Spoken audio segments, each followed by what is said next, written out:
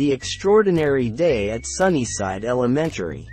Hector and Nancy's discovery. Once upon a time, Hector and Nancy were students at Sunnyside Elementary School.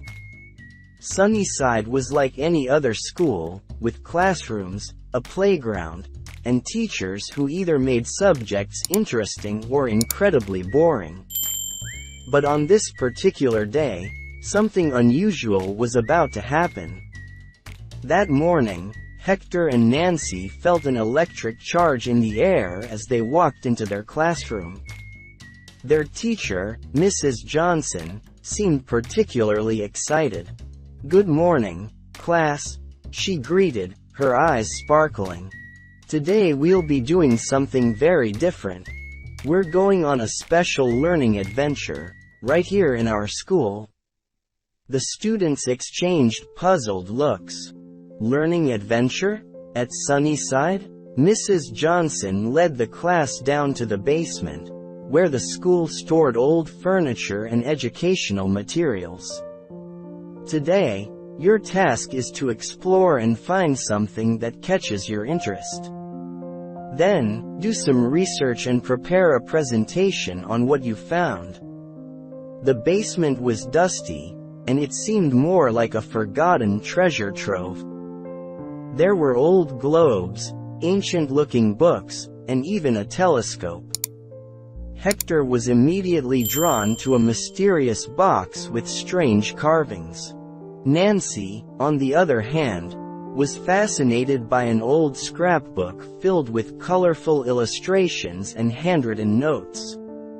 They both began to investigate. Hector opened the mysterious box and found a small crystal inside. It was no ordinary crystal, it seemed to glow with an inner light. Meanwhile, Nancy's scrapbook appeared to be an old journal, filled with stories of explorations and discoveries. Captivated, they both rushed back to the classroom and dived into researching their respective finds. Hector found out that the crystal was often used in ancient times as a source of light and energy. Nancy discovered that the scrapbook belonged to a famous explorer who had actually founded Sunnyside Elementary. The next day, it was time for presentations. Hector and Nancy couldn't wait to share what they had found. Hector spoke about the crystal's historical uses and its scientific properties, while Nancy mesmerized the class with tales of exploration and bravery.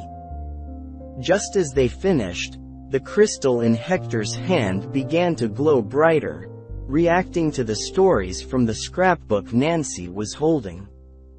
Suddenly, a beam of light shot out and displayed a hidden map on the classroom wall. The map showed a secret chamber located right beneath the school. The students gasped, and Mrs. Johnson said, "Well, I guess our learning adventure isn't over yet." Hector, Nancy, and the rest of the class followed the map and were led to a hidden room in the basement. Inside, they found a treasure chest filled with old artifacts, each accompanied by a description written by the school's founder. It was an extraordinary find, making history come alive for everyone. The students gained a newfound appreciation for research, history, and exploration. Hector and Nancy felt proud they had made a discovery that would be talked about for years to come. And so, the extraordinary day at Sunnyside Elementary became a tale told to every new student who joined the school, encouraging them to be curious, passionate, and perhaps a little adventurous. The day proved that learning could indeed be a grand adventure, filled with mysteries waiting to be solved and stories waiting to be told. From that day forward, Hector and Nancy knew that the real magic of life lay in the everyday adventures that awaited them, not just in school but in the vast world outside. And everyone lived curiously ever after. The end.